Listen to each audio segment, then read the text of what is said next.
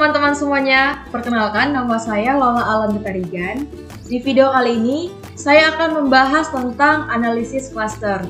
Analisis cluster yang akan kita bahas kali ini dengan metode hierarki, berikut juga dengan contoh pengerjaannya di SPSS.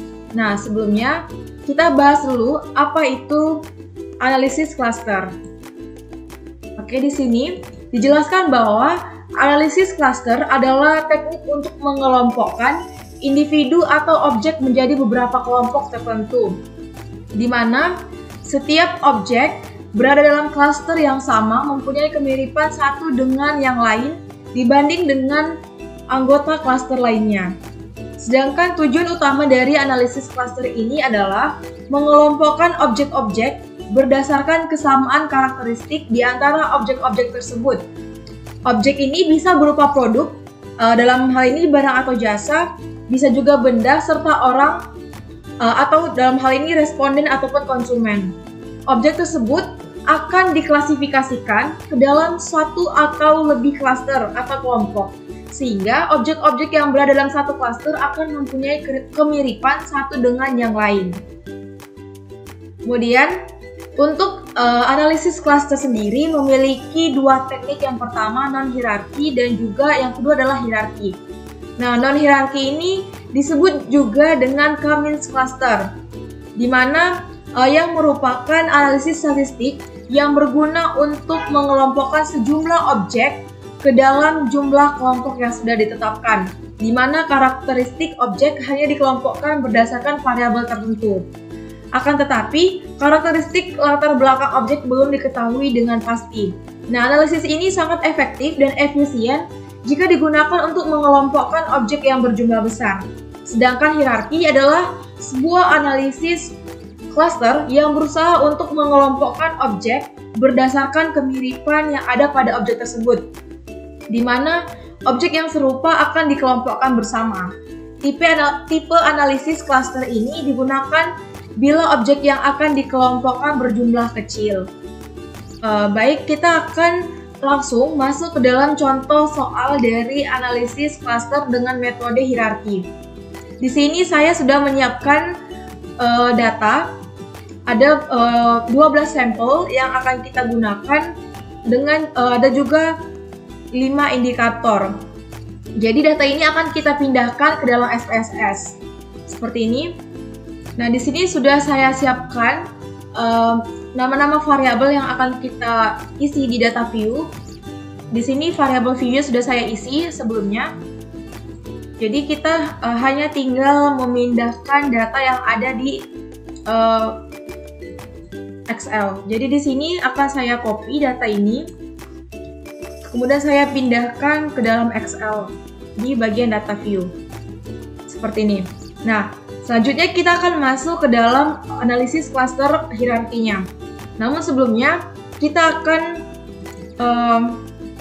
mencari Z-score-nya. Bagaimana caranya? Mudah sekali dengan kita klik analyze, kemudian kita pilih descriptive statistik, kemudian ke descriptive, kita klik, kemudian kita pindahkan semua variabel yang ada di sini ke dalam kotak variabel seperti ini.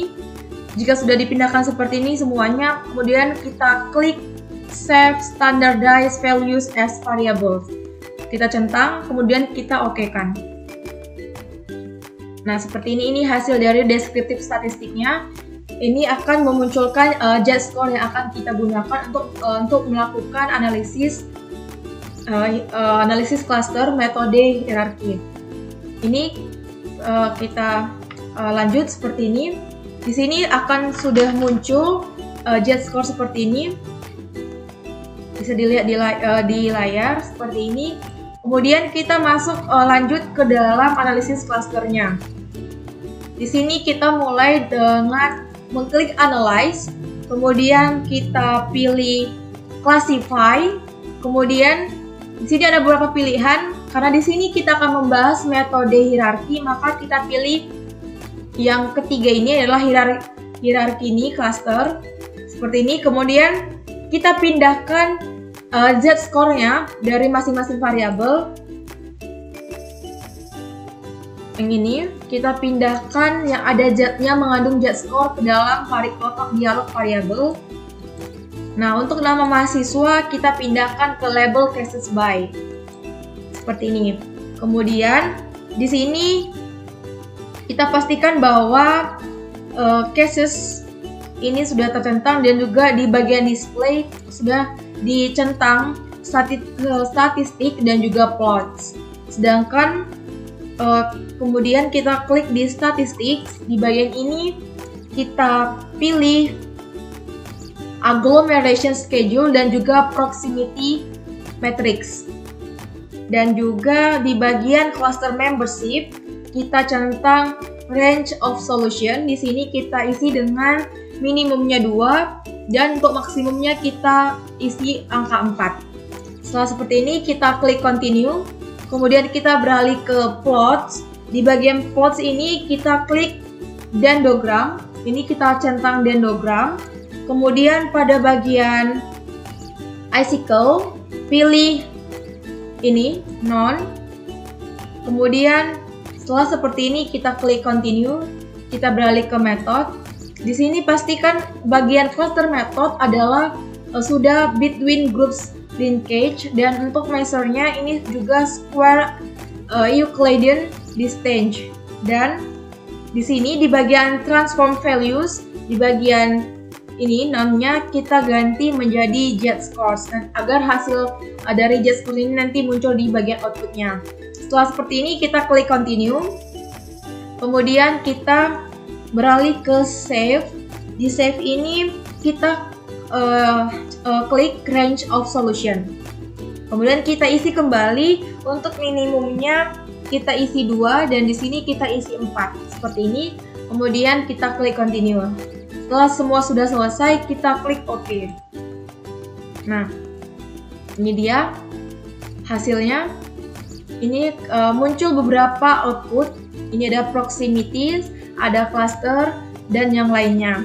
Nah, untuk memudahkan dalam analisis datanya, analisis outputnya saya sudah pindahkan ke dalam Word. Nah, kita lihat output cluster hierarkinya. Yang pertama ada case processing summary. Pada tabel ini, pada output tabel ini menunjukkan bahwa semua data yang berjumlah 12 objek telah diproses tanpa ada data yang hilang. Di sini bisa terlihat missingnya adalah 0 dan data kita adalah 12. Seperti itu, totalnya ada 12. Kemudian kita lanjut ke output selanjutnya itu proximity matrix. Nah, di sini menunjukkan bahwa matriks jarak antara variabel satu dengan variabel yang lain. Semakin kecil jarak Euclidean-nya, maka semakin mirip kedua variabel tersebut, sehingga akan membentuk kelompok atau cluster. Dari tabel ini dapat kita lihat A memiliki nilai atau jarak dengan 1A ini adalah 0,00, sedangkan A dengan B rentang jaraknya adalah 4,637. Rentang jarak ataupun kesamaan ataupun kemiripannya dengan B. Kemudian kalau kita bandingkan dengan C, A ini memiliki rentang jarak dengan C sebesar ataupun nilainya adalah 16,254. Sehingga dapat disimpulkan bahwa A ini lebih dekat terhadap si B dibandingkan dengan C. Karena jaraknya ini lebih kecil. Jarak antara A dengan B lebih kecil dibanding jarak A atau jarak A dengan jarak si C ini.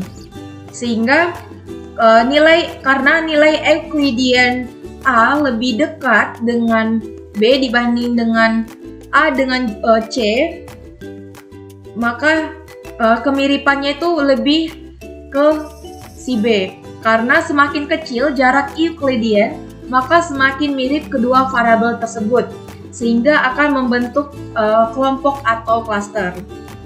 Kita lanjut, seperti itu juga untuk yang lainnya, sama juga cara untuk membacanya. Selanjutnya kita masuk ke agglomeration schedule. Tabel ini merupakan hasil proses clustering dengan metode between group linkage. Setelah jarak antara variabel diukur dengan jarak Euclidean, maka dilakukan pengelompokan yang dilakukan secara bertingkat. Di sini bisa kita lihat ada beberapa stage dengan ada juga dengan cluster. Di sini kita ambil contoh stage 2. Bisa kita lihat di stage 2 ini terbentuk satu cluster yang beranggotakan mahasiswa B dan juga mahasiswa I. Di sini ditulis dengan angka 2 dan angka 9 dengan jarak 1,402 yaitu koefisiennya. Nah, karena proses aglomerasi dimulai dari dua objek yang terdekat, maka jarak tersebut adalah yang terdekat dari sekian kombinasi jarak 12 objek yang ada. Nah, selanjutnya kita lihat kolom terakhir dari stage 2 ini, yaitu dari bagian kolom next stage. Di sini kita lihat ada angka 6. Hal ini berarti clustering selanjutnya dilakukan dengan melihat stage 6.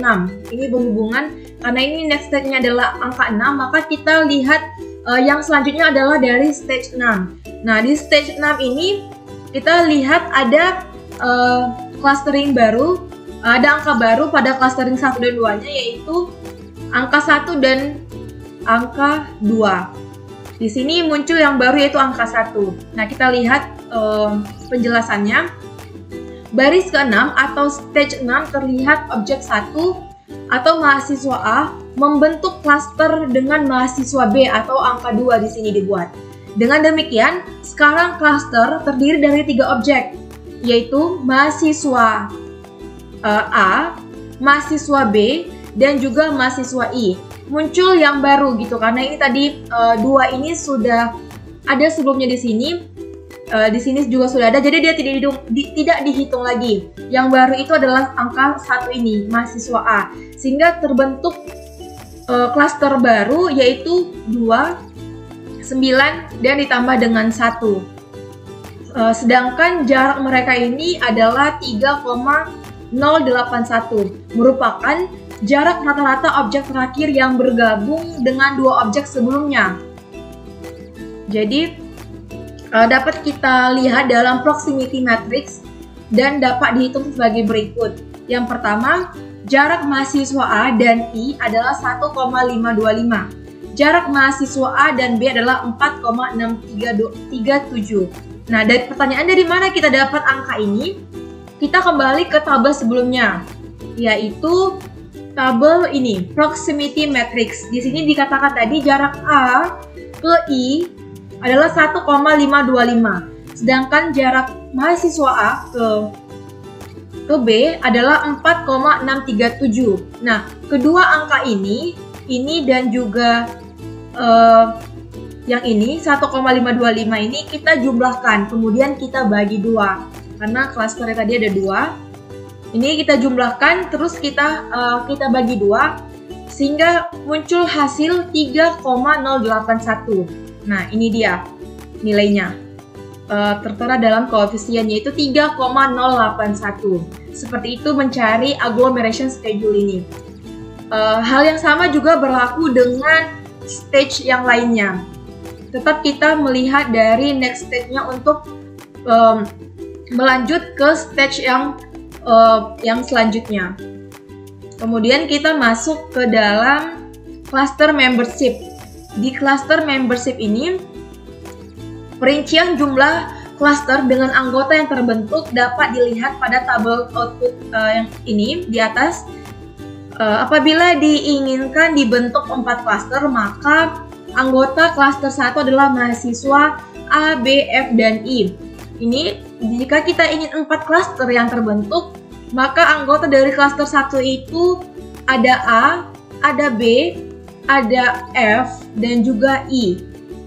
Kemudian untuk yang cluster 2 ada C dan E.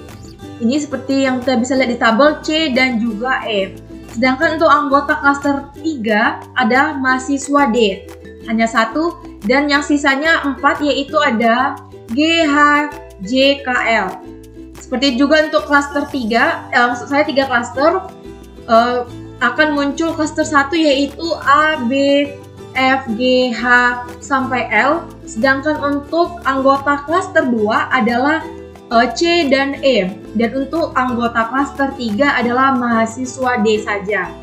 Dan jika kita ingin dibentuk adalah 2 klaster, maka dapat dijelaskan anggota dari klaster 1 itu ada mahasiswa A, mahasiswa B, mahasiswa F sampai mahasiswa L. Sedangkan anggota klaster 2 ada 3, yaitu mahasiswa C, D, dan E. Seperti itu untuk menentukan klasternya. Selanjutnya kita masuk ke output terakhir, yaitu dendrogram using average linkage atau between groups. Ini adalah grafik dari cluster membership ini juga gitu. Di sini akan dijelaskan dendrogram ini adalah berguna untuk menunjukkan anggota cluster yang ada jika akan ditentukan berapa cluster yang seharusnya dibentuk. Jika kita ingin dibentuk itu ada 2 cluster, maka kita lihat mana grafik yang tertinggi dari grafik ini. Di sini kita lihat di sini jika kita ingin membentuk 2 cluster, maka yang kita lihat adalah ujung garis dari ini dan ujung garis ini. Jadi ujung garis ini adalah garis ini dan yang ini adalah garis yang ini.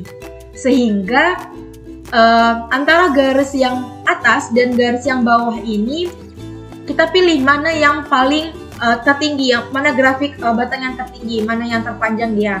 Jadi dapat kita tentukan ini adalah klaster 1, sedangkan yang ini adalah klaster 2 karena garis di bawah ini lebih tinggi grafiknya dibanding yang satu ini.